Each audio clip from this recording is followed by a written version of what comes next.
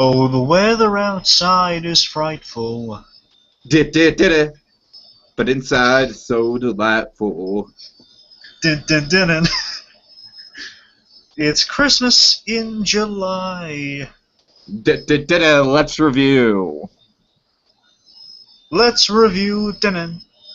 Let's review. Did it. Bum. Boom. Dun, Da. dun. Oh God. Okay. Call me, beat me, if you want to reach me. Fellow armchair Imagineers, sound effects and all. Tiki here. And Blue Dragon 5. And it's getting very near the end. We've only got a few more days to go. Welcome to Christmas in July, the show where we review a Christmas special every day out of the month of July. Oh, Blue Dragon 5, hasn't it been fantastic yet exhausting? Yeah. Both of those things rolled into one. Oh, God. Christmas cheer and utter just, like, get this Christmas out of my face. But luckily, we're here to talk about a really good one tonight, Blue Dragon 5. I very much enjoy this one. So, Yeah, this is one of my favorites. yeah, you know, and I don't know. I was a little let down by the last one that you kind of recommended to me that I was kind of going blind on. The Buzz Lightyear Christmas special. I don't know. Maybe it's just because I'm not a fan of that one. I think it's just because you haven't seen a lot of it. Yeah, probably, but I just didn't get it. But this one, you know, I was kind of a little bit nervous going in, but no, I really ended up liking it a lot. So, To be honest with you, this is of all the Kim Possible episodes, this is in my top 3 favorites. yeah, not surprised. I mean, it has a whole hell of a lot going on. So I guess you want to tell the audience in full what we're going to be talking about? Sure. Okay, so talking about the fantastic series that is Kim Possible, but specifically their Christmas venture. A very possible Christmas, a very, very fun episode. Again, if out of my 3 favorite Kim Possible episodes, this one is definitely the funniest. I'd say it's one of the funniest, particularly between the interactions between Ron Stubble and Dr. Draken, who are two fantastic characters. This is just it's a whole ball of holiday funness. You love and you just want to watch over and over again, pretty much. It gets me in the holiday spirit, I know that much. It has a good message to it, too. But, yeah, it's got a good message. It's got some incredible style family action with, you know, the whole family kicking ass together. It's got some really fun dynamics with the villains. It's got a really cool plot. It's got, you know, like just global espionage and travel. It's a fun time. And I'm surprised that they managed to squeeze this into 20 minutes as well as they did, but kudos to them because it really works. I gotta tell you, watching this, usually I watch this one annually. Sometimes I'll give Kim Possible, like, I watch the whole series like twice a year because it's a lot of episodes, 4 seasons. Oh my God. So I'll, plus a movie. Uh-huh. So technically 3 movies. You want to be technical, but anyway, the point is that I've watched this a lot, and just watching it recently, again, I found something new. That that storytelling is concise. It really is, yeah.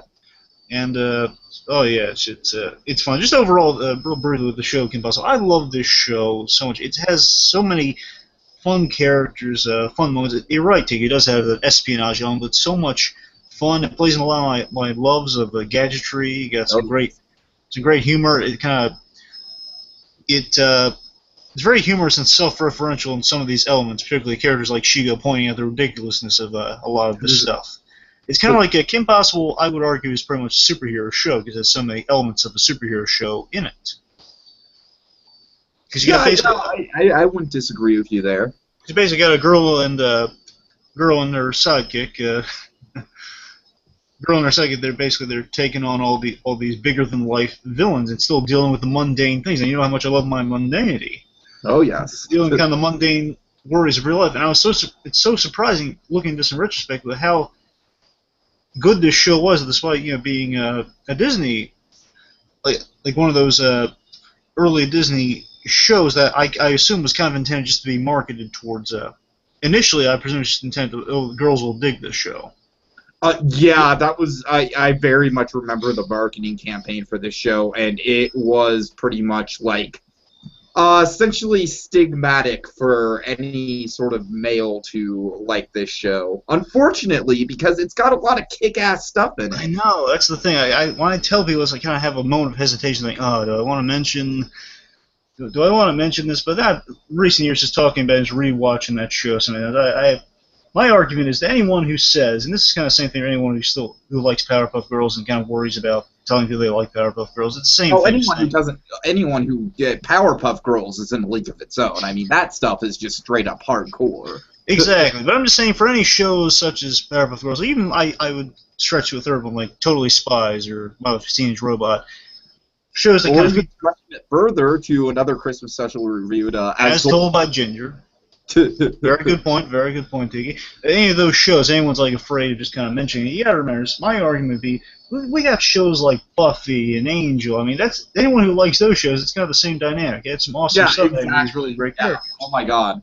So pretty much anyone, like, there's like a whole, any like hardcore fans of like Buffy, Vampire Slayer, or so on and so forth, saying, you'll like that. Say, look at what you enjoy. Look at what people enjoy. Everyone at least knows about Buffy. They've heard the name Buffy said. So there's your reasoning. It's just an awesome show. It's some awesome characters, and you gotta love it. Yeah, right. Very fun show. I highly recommend it to everybody. But yeah, it's overall. So should we dig in with the synopsis, or anything else you want to get out of the way before in? No, not unless you have any background. Unfortunately, folks, it's very hard to find background on Kim Possible because unfortunately no official DVD release, which is very depressing. Yeah, that is sad. Disney, what's up with your early 2000s DVDs? Come on, we got the Buzz Lightyear, we got the Kim Possible. Come on, get with your stuff already. American Dragon, Jake Long. Yeah, come on, Disney, what's up? What's up? Believe it or not, I mean, I think Disney is the most stubborn out of Nickelodeon and Cartoon Network releasing their series, believe it or not. I mean, Cartoon Network's kind of come around. Nickelodeon's starting to get into the groove of things. They released Danny Phantom lately. Disney released a lot of their Disney afternoon stuff, but like we said, when it comes to like one Saturday morning stuff, it seems that they're kind of reluctant. I mean, how do you not release a Saturday morning cartoon? Kids love the Saturday morning cartoon. Come on. Everyone loves a Saturday morning. What about Recess? Is that out? No, only the movie. No, okay, so there we go. Furthering our point, another classic series. Well, I mean, that and one the holiday special. I think that's it. Yeah. So again, it's just it's ridiculous that they don't see that the reason Disney's still around today on TV, I would argue, is because of those Saturday morning cartoons. Oh yeah, most definitely. I don't know, but still, and Kim Possible, say whatever you will, it did leave an impact. People know Kim Possible. At least they've heard the name. Because Kim Possible, dude, I mean, I remember back in the day when Kim Possible was around, it's like you could not go into the parks without seeing some sort of, like, Kim Possible spy thing set up, you know what I mean, where you could, like, play games with your phone or something like that. It was all over the place. My most distinct memory of Kim Possible would be when So the Drama came on TV. I remember that night clear as day. It was 9 o'clock. 9 o'clock. I think I taped it on VHS tape. I think I did. Oh, it was great. Anyway, moving back to what we're talking about today. One of the best episodes, Kim Possible. A Very Possible Christmas. So, for anyone actually wanting background on Kim Possible, there's only one thing on YouTube. But it's basically all the background you're going to get on the show. It's basically a VIP Q&A with the Kim Possible creators. It's like a reunion. It's an anniversary thing. So check that out if you can. Anyway, back to the episode. Very Possible Christmas. So we see it's Christmas time in Middleton. Middleton being where Kim Possible is. You got your three sections of town: Middleton, Upperton, and Lowerton. Very nice. See the Possibles. They're a very festive group, and very, very bright. Literally, because they're damn seriously. Okay. Something I should mention with this special is that they do smartly kind of play with the. They know the writers on the show are very smart. So they're playing with the fact we're doing Christmas special, so we got to point out all the tropes in the Christmas special here. Of course. So we're going overboard with the lights, kind of a la Christmas Vacation. Oh yes, Lights, because the Possibles are basically the perfect family, pretty much, in a good way. And they're very happy. They're very the scientist and brain surgeon are the parents. I mean, come on. Basically, they go overboard with the lights, and it's a marvelous spectacle. Just seeing that lighthouse in the winter snow, it looks really cool. Yeah, it really is, yeah. And I also just love how overly dramatic they are putting on their goggles and everything before they light it up. Oh yeah, it's the thing about Kim Possible. You just love the Possible family. They're such fun characters. Indeed. And plus, I should mention their Nana, the grandmother of the family. She is voiced by Hollywood star Debbie Reynolds. Oh, okay. Yeah. They got a lot of great voice casts on the show. Debbie Reynolds without thinking of Fear and Loathing in Las Vegas. That movie scarred my perception of her, but that's a different story. Yeah, I'm thinking more like Singing in the Rain. Anyway, so I'm sorry, that was Debbie Gibson from Fear and Loathing. Wrong Debbie. Get it right. Anyway, so yeah, you're right, Dave. Again, it's I love Gary Cole as Father Possible, as Dr. James Timothy Possible, and they never gave the mother a first name. Yeah, she's very likable too. Oh yeah, they're again fantastic family. Jim and Tim, the boys, and again Nana. It's just fun family. Yeah, you're right. They have a flair for the dramatics, just a flair for doing things awesomely.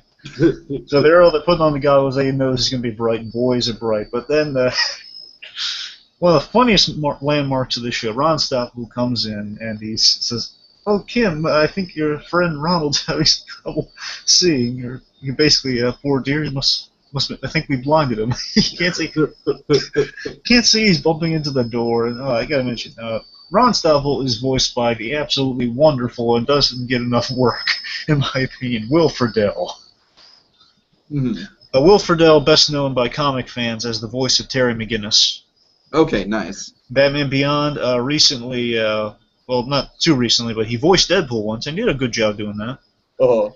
He's also been notable as the Blue Beetle. The young Blue Beetle, and he did a little Green Arrow short recently, which is pretty good. Okay. So yeah, he's great when he does some voice acting, this guy. And yeah, it's just, I'll get into more on him in future things, I guess. But the point is, Wilfred, a really great character, always funny delivery with Ron Stoppel. He improves a lot. So now, just kind of background, like how deep into their relationship are Kim and Ron at this point?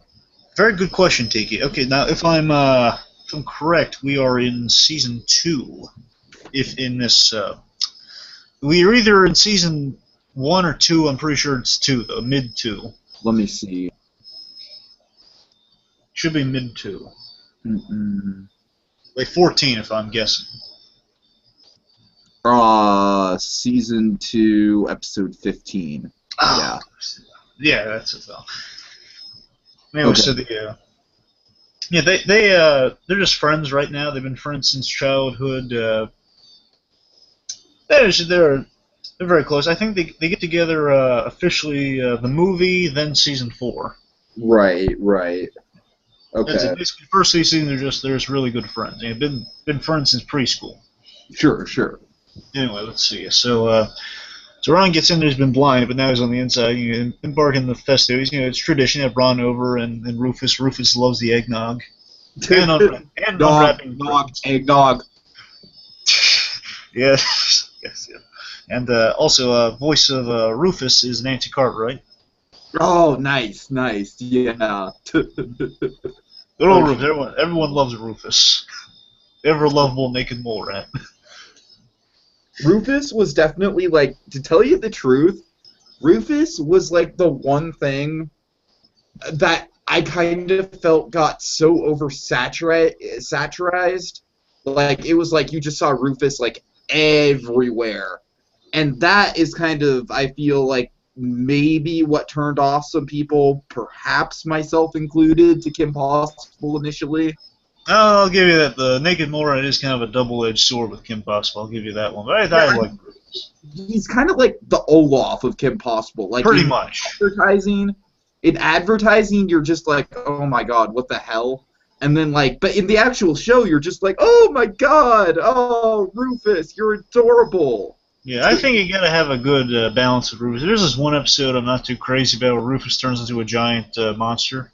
Oh no. Well, basically, no. It's basically they have a giant monster battle, so it is kind of like a kaiju fight, I guess would be the term. Oh god. Between Rufus and Commodore Puddles, Dr. Draken's poodle. Sounds wonderful. His vicious poodle, by the way.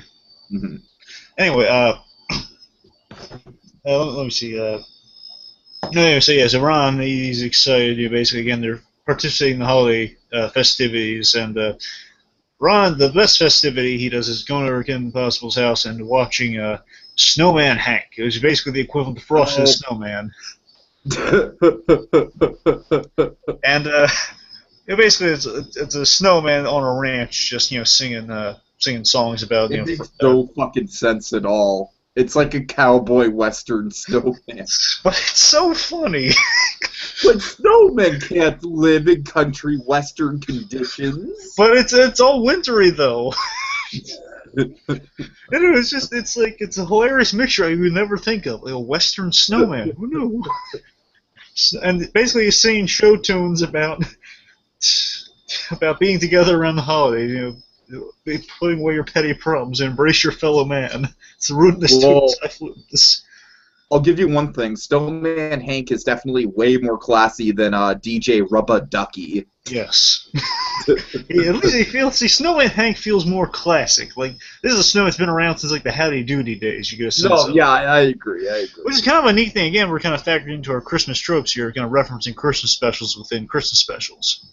Oh, going Inception with this. Which is very well done, especially this one really relates to the plot more so than the past ones. Right, sure. Big time. Very neat. And of course, our big plot point right off the bat is I just love how this is done. Again, I think this is a comment on society, too. How Snowman Hank says, well, there's narrator says it sounds like he's going to be calming you into Snowman Hank will not be airing this year. And Ron's horrified. He finds a basic Snowman Hank, first of all, I do it in the most violent way. Snowman Hank, they say, Snowman Hank will not be airing this year. As he's run over, and like the woodland creatures are scared off, and Snowman Hank is run over by like a jet, not a jet ski, but the snowmobile. It's pretty brutal. The riders on snowmobile, like, I feel like Ron Stoppable in this scene, like, they killed Christmas. Basically, it says it'll be replaced by Extreme Xmas. Basically, it's like X Games with in the snow around the holidays, which the boys love. Jim and Tim, Possible is their thrill-seeking scientist, pretty much. To me, this very much reminded me of a classic episode of The Simpsons. Bart the Daredevil, where he jumps the Springfield Gorge, and there's that ad for the Monsters Truck show that features Truckosaurus Rex, and it's like, Sunday, be there, Truckosaurus Rex. I think nowadays we're kind of I think this is somewhat kind of a dated message, but it's fine now. It still holds up. I'm saying that it's dated, and I think nowadays we're kind of trying to get back to the classic sense of that nostalgic. We're going for like an old-fashioned Christmas special vibe. Where now it's like at least in terms of Christmas specials themselves, for sure. Even in entertainment too, I think they're just trying to get back to like kind of the simpler times where they have like surely Brooklyn Nine-Nine. That's pushing some boundaries of like what they can do, kind of get back to classic kind of like 70s storytelling. At times, with some modern tweaks here. And the point is, it's just saying basically how extreme violence and desensitization of how people are being desensitized by a lot of violence and thrill seeking of the time, even in the most humble of Christmas specials. How it's kind of overtaken even the holiday specials. How like the outdated Christmas specials, how Christmas specials are starting to be outdated is what they're saying with that message of the snowman getting run over by a snowmobile. But visually communicated Ron's outrage by him saying "No!" as he blows out all the lights on the and cues the opening credits. That's so good. Did it. Yeah. Very catchy opening theme. Call me, beat me, if you want to reach me. With Sitch. Yeah, except like I must say, like a disappointing amount of episodes that we reviewed here in Christmas in July actually do anything to their opening sequence. Like, I don't. Would it be too hard to put some Christmas music in there? I don't know. Just saying. Yeah, it's cheaper. Yeah, I get that. It's a minor nitpick.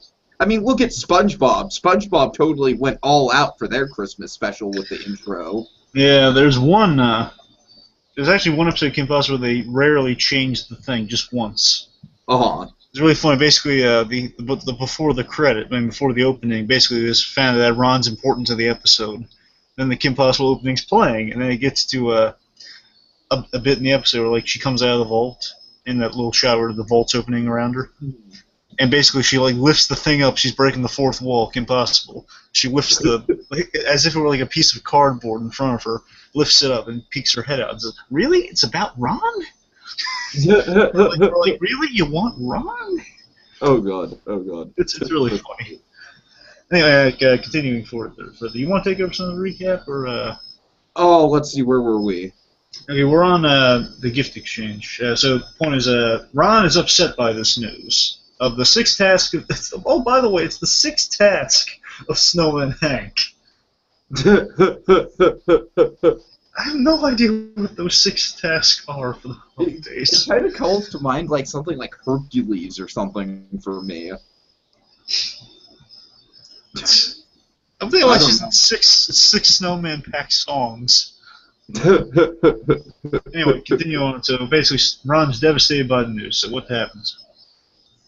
So, oh god.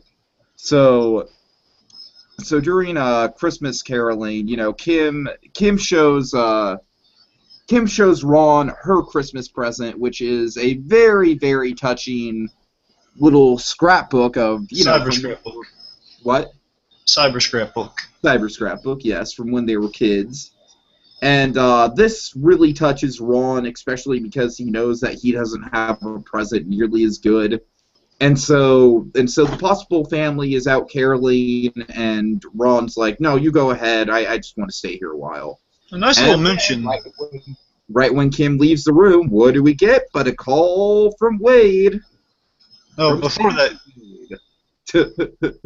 One sec, just before you go for the nice little thing they referenced. They didn't make a big deal out of it, but they mentioned it, that Ron is in fact Jewish, so she said Happy Hanukkah.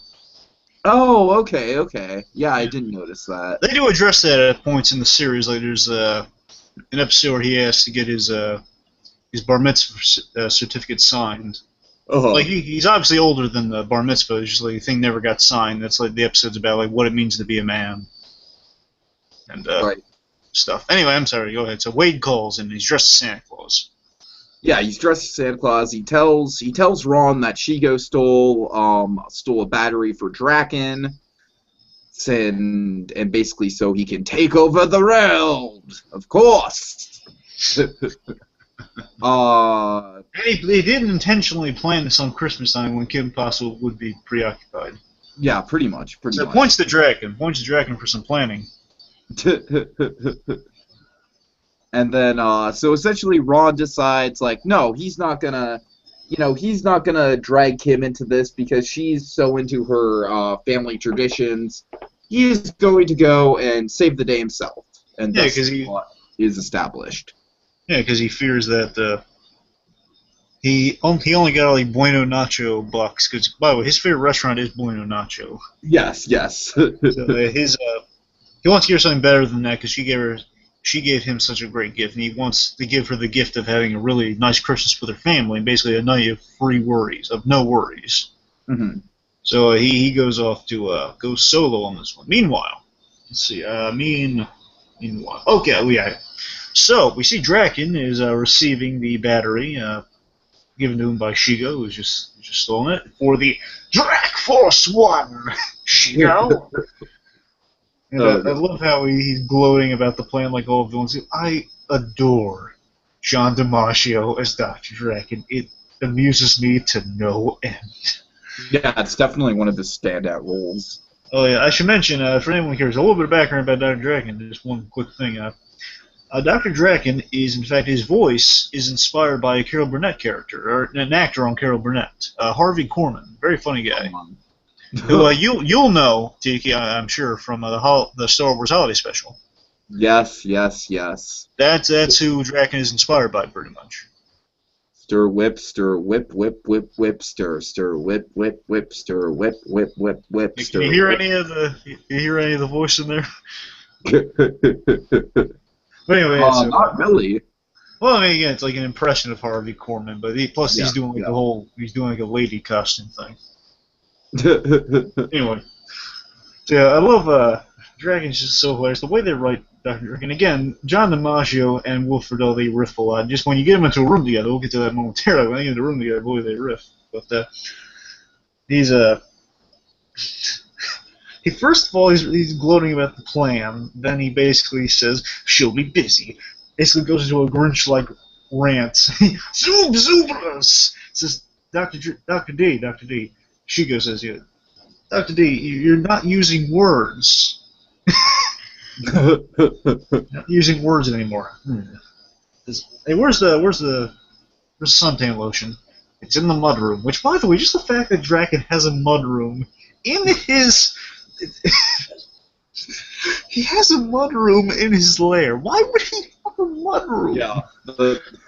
He's practical, that Dr. Draken, you know, he thinks of everything. Plus, it's the part of the. This is the part that's going to launch into the Doomsday device. Why would he have a mudroom built into the Doomsday device? Does he need a mud soak that bad? I don't know. Anyway, point is, so Shigo heads to the mudroom and basically Dragon says, "Wait, the mudroom? What? Shigo, where are you going?" He says, "Yeah, vacation time." Shigo's going on vacation around the holidays. Good for Shigo. Love that Shigo. Love that she's voiced wonderfully by Nicole Sullivan, one of my favorite voice actresses of all time. Next to Grey Delisles.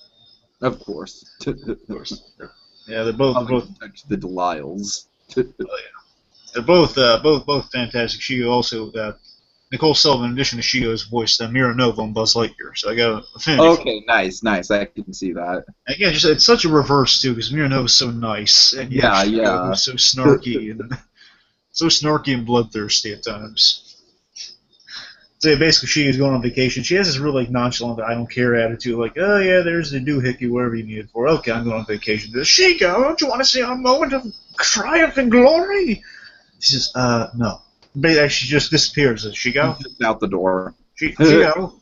No, never mind. I'll do it myself. It'll be a blue Christmas after all. And anyway, so we see Ron's going solo to stop Dr. Draken. By the way, this captain is also voiced by John DiMaggio. And I figure that this captain is the callback. Believe it or not, usually they do that, but not in this case. Really? It's not always a callback. To be honest with you, because they were totally like, "Hey, weren't you that Ron Stoppable kid from that one time?" Well, they do bring in people. They can't bring in everyone because they run out of characters. But this is one of those examples where it's not him. At least I don't remember it, because I don't remember him using the. To be honest with you, it's been a while since I've seen Kim Possible, so he might have been in there, but I don't think so. Right. I don't remember the napkins gag. I don't remember the thing he mentions, so I don't think. Well, it's so funny. Ron's again. Wilford does Ron Stubble correction. If he basically saying, "Hey, wait, aren't you that Ron's?" No, he says, "Yeah, she had some guy with her." Yeah, that's me. I'm always right beside her. It says, "It was Ron. So the guy used my navigation charts as napkins. Boy, if I ever meet that guy again," he says, "Yes, yes, Ron something. Well, we had to let Mr. Something go. I'm gonna go now." So funny. Yeah. Ron Stopwell, as lovely he is incompetent, but he comes through in the end. Oh yes, He finds the. Meanwhile, we see back at the Possible Clan, they have an eggnog machine. Nog. Eggnog. And because Rufus loves eggnog, Nana Possible, she brings up, "Oh, where's Ron's little mole rat? He usually loves it. He loves eggnog." Not as much as Timmy Turner's father. Oh, yeah. I can guarantee you. Not as much as Mr. Turner, you're right. Anyway, so Kim notices that Ron's gone, and kind of concerned, I hope he's okay. He's disappeared. Usually he stays for the eggnog. I don't know what he gives. Anyway, so meanwhile we see Ron is climbing on the door. Really funny gag of Again, the writers play with expectations on the show. It's so funny. Oh. Ron's comment is, "Oh, I've got to scale the whole building," but no, he lands on the doorknob instantly. The door opens. Anyway, so we again, when Wilfredell and John and Maj are in a room together, it just magic happens. They get to rapport off each other. Glorious improv happens. Oh yes. Oh yes. So we get Dr. Draken fighting Ron Stopley here because Ron has spoiled his plan, taking his battery out, and then they get into a fight like children. It's just, that's the thing I love most about this special. They just turn into children when they fight. Yeah, it's great. Because basically, you have to keep in mind, the women are the competent members of each of their respective teams. And when these two morons are paired up with each other, just they act like kids. This is, "Oh, if you want this, you have to pry for my gun." Fighting going on, and it's hilarious. Anyway, during the fight, a few plot points happen here, such as the communicator gets smashed during the struggle. There's a funny line, if you really listen to it again, if you watch it, Tiki. You'll hear Wilfred does a funny improv. It makes no sense with the animation, but it's really funny. He says, "Oh, ow, my eyebrow, get off my eyebrow." Or like, "You're hurting my eyebrow." It's very funny. You get the random improv that come from these two just while they're fighting. Yeah, yeah. So then they basically get into like a whole landing versus launch battle where they find the buttons under control. It just shows you they're children, basically. Cartoon physics at its finest. It is. It's they're just acting like kids. It's hilarious. Just Draken. Again, they're so great about these guys. They're putting 110% behind these performances, saying the most absurd things and making it funny. Oh yeah. Such a dramatic situation with some of the most ridiculous things ever. Pushing the red button to go up, pushing the blue button to go down. And just continuing back and forth, like up, down, up, down, up. Down. Even the computer says, "Make up your mind, please." Then then the thing gets stuck on going up, and Dragon just, "Oh, this will be the best Christmas ever." Let's see. Anyway, they continue the struggle. During the struggle, they're rolling on the keypads and so forth. So basically, they launch all these escape pods. Again, not too bright. Yeah, and that's going to lead to a lot of confusion. Oh yeah. So the escape pods are launching. They also accidentally hit the self-destruct button. Even they initiate bedtime sequences, brings out Dr. Dragon's little scarred bear. What was that? Nothing. Nothing. No, not the bear. What was that? Self-destruct? Oh, it's okay. It's just, "Oh, it's okay. We'll just get into the escape pods." Dude, there are no escape pods. Basically, essentially they panic, and then they realize, "Oh, the trash pod." Oh. They make a hasty retreat to the escape pod full of garbage. Wonderful. As they land in the Arctic, before just evading death, just like that. So they're getting out of the pod, and they're again, it's so funny. These two were at each other's throats just a minute ago, and now they're all buddy saying, "We're alive!" Oh yeah. It's hilarious, these two. Sorry if I keep going on about it. They're what makes this special so great. No, absolutely. Yeah, they are definitely the highlight. Would you, I guess, consider Draken the Scrooge in this case? Well, let's. Yeah. Yeah? Yeah, Dragon Scrooge, yeah. He was, well, it's not much of an arc, but he's Scrooge. No, not really. I mean, he does come around towards the end. He does come around. He's just still kind of the passive attitude he's had pretty much of, "I want to destroy the world, now I'm distracted."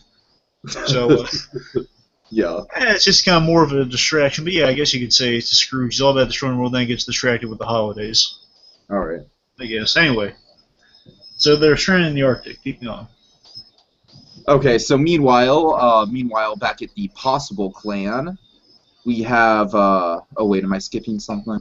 No, they get the communicator in the mail. What? They get the package delivered in the mail. Oh, yeah. At the Possible Clan, they get, yeah, you're right, they get a package, and Kim's like, "Oh, I better wait until Christmas," and then Wayne's on the other side, and he's like, "Open me now!" No, don't open it until Christmas, open it now! Oh God. So Wade has informed them of what's going on with Ron, and so this leads to kind of a very touching moment where, Kim's just like, well, everyone, I have to, and then they're just like, of course we do. And tell you about Kim Possible and her family. The family's the most understanding bunch around. That's another reason they stand out above your classic fans. They don't overreact. They're really, they interact differently than most of your families would. Right, and when she leaves, you can clearly see they're sad about it, but you're right. They don't have any sort of big like they understand. So there's a Christmas trip right there. Like the person that's busy around the holidays and leaving the family to suffer. Anyway, so then Kim goes on a pod hunt, and there's like 6 escape pods, and Wade, for some reason, of plot contrivances sake, can only visit one at a time when he gets the signal. So she leaves the family for the pod hunt. Meanwhile, we see Dr. Draken and Ronstadt bickering in the snow over a half-eaten chicken leg. Well, not yet.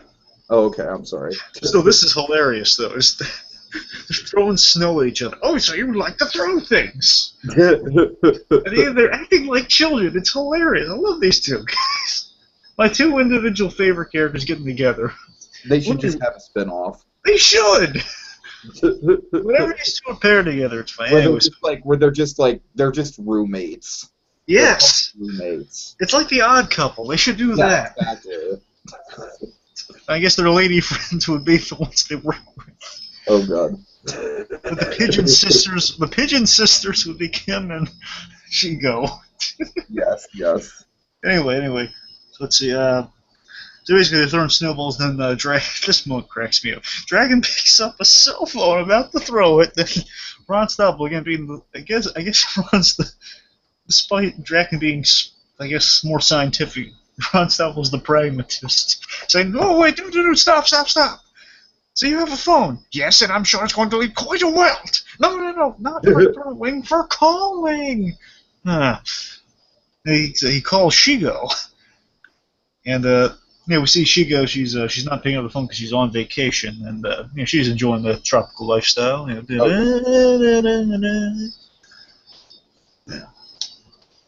Really, she's not answering the phone, which means our proverbial hero. Like, are you kidding? I'm on vacation. Oh, yeah. And I love how Draken I love the message Draken leaves, too. It says, "Oh, hello, Shigo. Hi, I hope you're enjoying your vacation. And when you can. Don't mind, please save us. Please save us. We're trapped in the North Pole. Save me." So much energy behind Dr. Draken and Ron Stoppel. It's hilarious. Anyway, so meanwhile we see now this one Tiki is a callback. Okay. And believe it or not, these guys come back a lot. Nagasumi and assistant here. Right. They give Kim a lift on their private plane because we see in the past we did see Kim foil Dr. Draken, which was in a scheme that was going to leave these guys without their factory. Sure. And they do appear in the movie also, so they've had a couple appearances. These guys are great. Nagasumi. Anyway.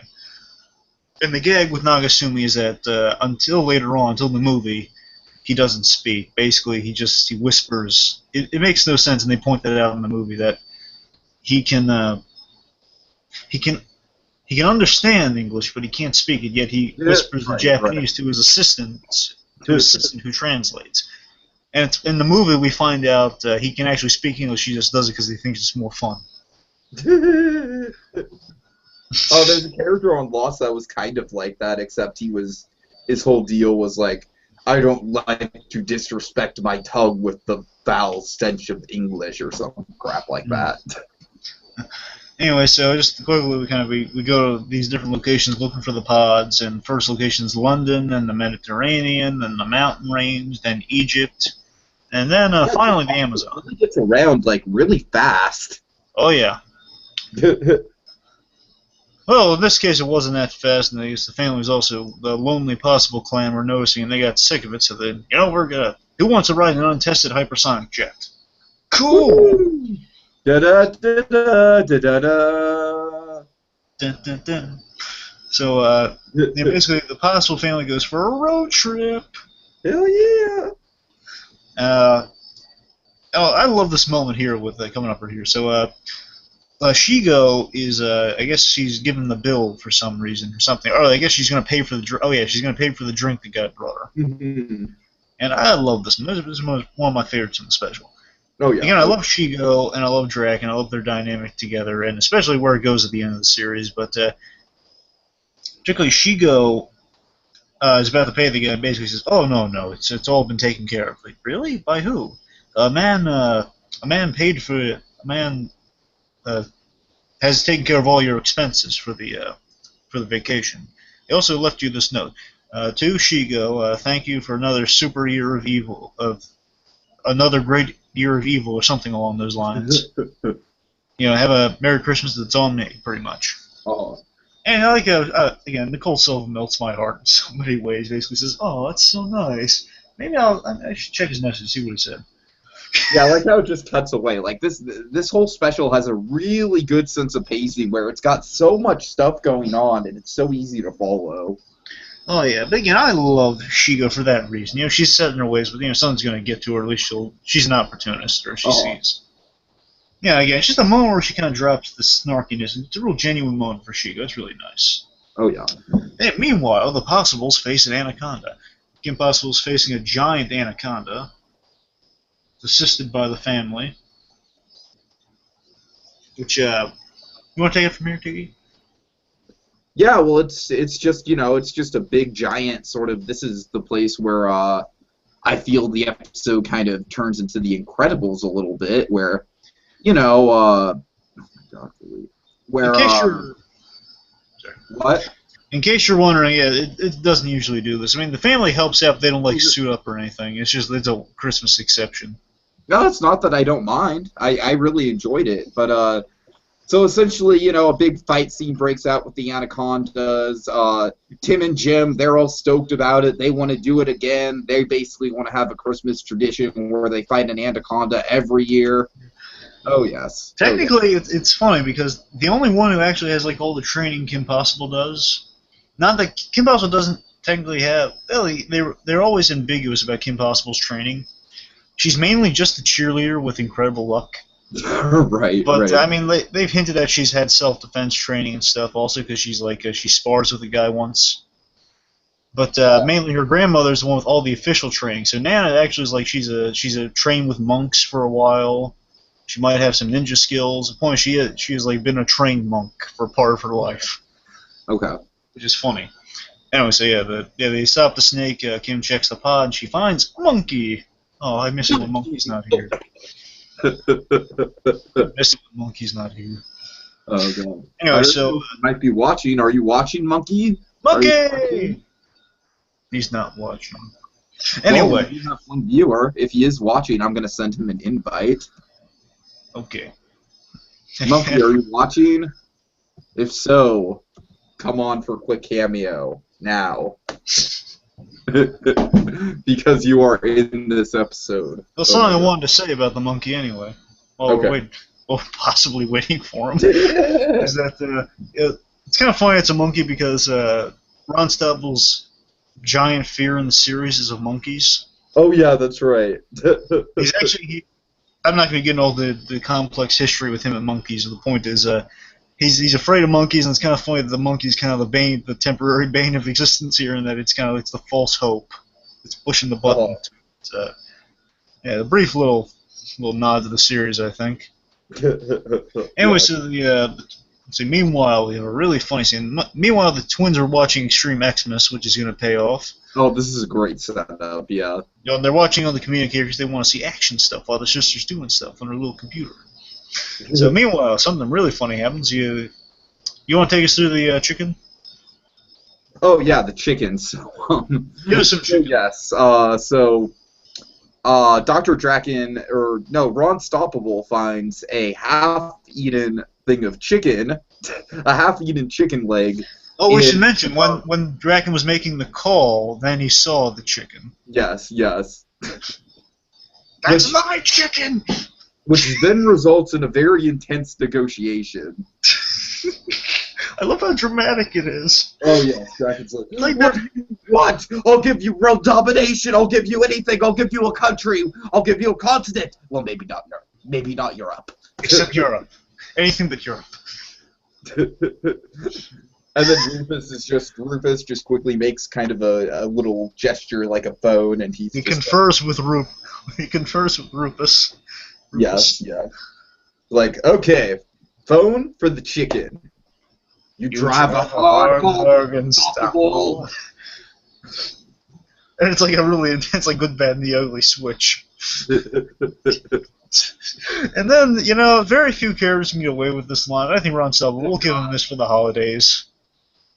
We'll give him it for the holidays. We'll give him a holiday pass, I guess. Plus, if all cares, I kind of buy it from Ron Stubble. He's silly. He dials the number, he dials the information. He says, hello, operator, give me a number for 911. Yeah. Then let's see. So basically, then Draken's about to enjoy his prize, but again, Draken's starting to have his Scrooge moment right here. He saves Ron Stubble from a giant polar bear attack, and they barrel down a giant steep mountain in the trash pod, landing on the bottom where they luckily survive. Yeah. And in this scene, I love this scene. This is the big old Scrooge moment right here. So Dr. Draken and Ron Stubble, they're talking, and essentially Ron brings up the fact that Snowman Hank was canceled, and Draken says, Snowman Hank? Oh yes, I love that special. I'm taping it. No, you don't understand. It's been canceled. Wait, what? How could I'll tell you one thing. They may cancel Snowman Hank, but they'll never cancel the Snowman Hank that plays in the little TV in my heart. Oh my god, that's a wonderful line. It's so absurd, but so loving. It's genuine, though. That's the thing you kind of love about it, too. You feel, I don't know, call me crazy. Call it the holidays. I get kind of emotional when he brings it up. Like, oh man, he's right. But yeah, they canceled it. This villain and this sidekick, they're both their favorite show, has gotten canceled, and they've been really torn apart about it, especially Draken. And they say, if we survive this, Snowman Hank will live on. It's another reason we need to survive. And I love how just to ground it, Rufus says, "Oh, brother." just to keep it grounded, but it is hilarious, but still genuine. This is a genuine. I'm sorry, go ahead. Oh no, I was just saying good stuff. No, it's a genuine holiday moment. Yeah. Meanwhile, we see Shigo. She's hijacking the Extreme. We should mention the Extreme Xmas gang. They're at Extreme. Yeah, Extreme. Okay, so they are. So they're at the Arctic too, and they're filming because they're snowboarding. And she goes there because she received the. Draken said they were in the Arctic, so she goes there and she sees these guys bored, so she steals a board. You gotta love Shigo. She basically says, "I need to borrow a snowmobile," and says, "No, we're using it to do stuff, and it's extreme." Which, by the way, I think that's Stephen Roots as this guy, if I'm right. Okay. Yeah. Anyway, so it's just love. She picks up as the guy's coming by. Basically, these are boards with rockets on the back of them. It's basically like a hover snowboard, yeah. Pretty much. I mean, they are actually going through the snow, though. But yeah. Oh, right. Pretty much. Yeah. One is they're extreme snowboards. So the guy's barreling past him. This Shigo does in the classic Shigo move. She picks up the board from the other end, basically flings the guy off and rides it on her own. that's Shigo. That's great. And then they see all this potential for filming. Let's follow her. Yeah. Oh, yes. Meanwhile, we see Kim. It's a small moment, but I enjoy this moment. It kind of gets you. The Kim Possible character is usually he's in control. I mean, there's nothing that really phases this girl aside from Teen Dilemmas now and again. Okay. I mean, this is like a serious moments happen. That boy, and they rarely really happen. This is a moment. She's worried. She doesn't know where her friend is. Like all the options are gone now. She's emotionally distraught here. Her friend's gone. So, I don't know. Basically says, was Ronald in there? Just no, Mom, he's not. basically saying, I looked at it, it wasn't. But she's almost on the verge of tears. Yeah, I agree with you. It is pretty much one of the most emotionally effective moments of the episode, for sure. It's brief, but it's there. Right. Anyway, so Kim Possible sees her brothers. They're watching Extreme Xmas, and they find Shigo in the Arctic. And the reason that it's such a quick thing is it's mixed with the fact that it's going to take Shigo a few minutes to get the Draken and Ron so, but more so it's a hypersonic jet, so it's really fast. It cuts to the next scene, and the Possibles are there. And anyway, so Kim and Shigo they see each other, and they're rocket boarding on the snow, while the Extreme gang they're eating it up. So anyway, as they're racing, says, "Kim, what are you? Shouldn't you be like stuffing stockings or something?" Says, "Not without Ron. Shoot yourself." Right. Anyway, so Kim finds Ron, and basically Ron's upset. Says, "Oh no, this is exactly what I didn't want. I didn't want to take you away from your family Christmas." Says, "No, the family's with me. Everyone, yeah, even them. Everyone loved it. Oh yeah. They want to wrestle on Anaconda every year. Just makes sense. It's way better than Bueno Nacho Bucks you got me last year. And that's nice. Ron Stallman got what he wanted, and everyone got what they wanted. Red Nets. It's really nice. Yeah, things didn't go as planned. Kim got a good Christmas too, and it was an adventure for Christmas. That's nice. It's a nice little. Of the American Dad Christmas, where they get the new Christmas tradition. Oh yeah. Anyway, so this is the one moment that's kind of my small gripe against the special. Okay. I don't quite get why Shigo attacks Kim. I guess the only defense. Yeah, I totally agree. It's just like, what the hell? Where did that come from? I mean, I guess she's not really interrogating her, but my only guess is like it's instinctual, maybe. Yeah. Otherwise, I got nothing. The reason is they need to have like a fighting moment that's broken up by Dr. Drake, and that's the only reason we need it in there. Of course. I don't know. I will give it a pass. It's the holidays anyway. So they're fighting. I see. The point is, it's gonna feed into like put our holiday squabbles aside message. Mm-hmm. Anyway, so they're fighting. The Extreme team's eating it up, and then Dragon says, "Well, we were just gonna sit down to dinner. Dinner's not extreme." They are, because I made cupcakes. That's like the best line of the episode. And I don't know. I love the news of Shigo and Kim Possible. Now they're kind of making peace, and they're in there just sitting by the fireplace, and they're asking, "What is all this?" He says, "Oh, it's Christmas. We put the decorations together from what we found in here." Kim, she's just like, "This is you know what? I don't even know what this is." I love that. I love how the writing is really smart here with the joint. So they're kind of taking the whole, well, now everything's fine for Christmas, but they're still putting like, I don't quite know what this is. Oh, right. It's really like it's kind of beyond words when you just put the holidays. Just put your petty problems aside for the holidays. Oh. Anyway, so there's a sweet little moment where they're under the mistletoe, and everyone says, "Oh, it's actually a piece of parsley." Yeah, it's a sweet little moment.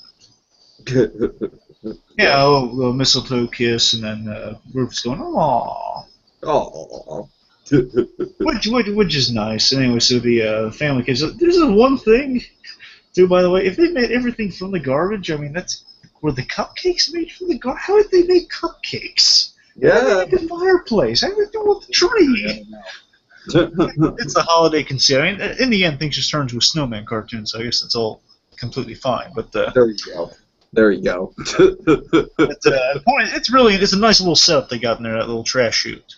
Yeah. It's nice. And then the Possible family comes in there. I love how there's an episode where Nana faces off against Dr. Dragon, so it's even funnier. Basically says, "Kimberly, isn't that your arch enemy?" And then, again, a lot of the Possibles have ties to Dr. Dragon, I should mention. Mm-hmm. Like, Dr. Dragon relates to the father. They were both... He became a villain because of her father, pretty much. Oh, interesting. It was a silly reason for it, mind you. But basically, they made fun of him in college, and he turned into a supervillain. Oh God. Okay. Pretty much.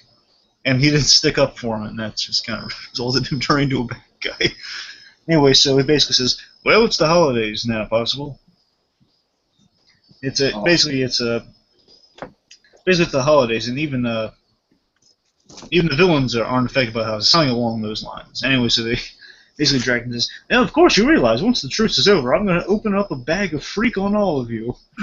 That's wonderful. It is. It's a great. Then the boys deliver a great line saying, "This is the weirdest Christmas ever," and it says so much about the special. Saying, "Yeah, what they are about that. Like they don't feel threatened at all. They're just like, well, what are you talking about, man? You're weird." I think just that exchange just emphasizes what this whole special is about. It's about taking the conceits we know from Christmas specials, but putting a Kim Possible spin on, putting this kind of unique, kind of like we're looking at this and it's odd, but we like it.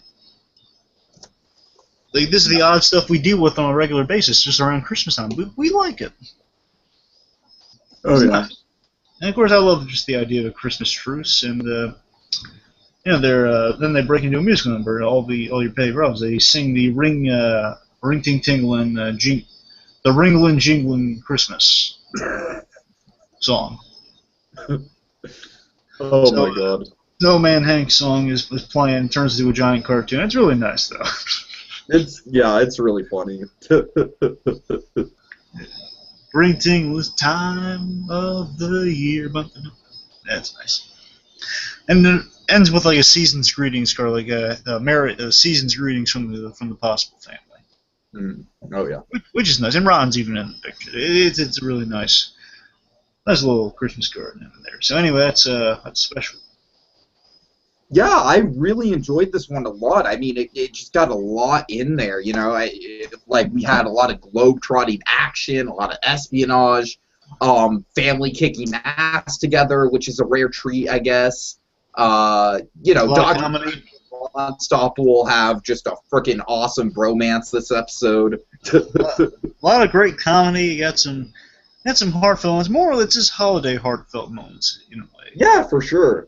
No, overall, this is really solid. I definitely recommend this one. It's probably not up there with like my favorite ones that I've seen out of Christmas in July, but it's definitely it was definitely a good one for me. I'm glad I saw it. It's definitely a fun. It might be one of the most fun Christmas specials I have to watch. Definitely. I mean, in terms of sheer fun, yeah, I very much agree with you. I don't necessarily think this has the depth of some of the other specials. Oh yeah, definitely. Yeah. But I'm just saying, in terms of fun. Yeah, but in terms of fun, yeah, most definitely. I mean, of course, unless you're like me and you love sick, twisted humor, in which case Woodland Critter Christmas takes the cake. Yeah, but just in terms of the message, it kind of, I guess the reason this special really sticks in my mind is it kind of appeals to my favorite part of Christmas, or like what I think Christmas is all about. Yeah, it's not about the commercialism, it's not about the religion. It's more so just kind of like everyone taking it easy around the holidays. You're putting forgive me for just quoting it, putting your petty problems aside. That's simply it. Oh yeah.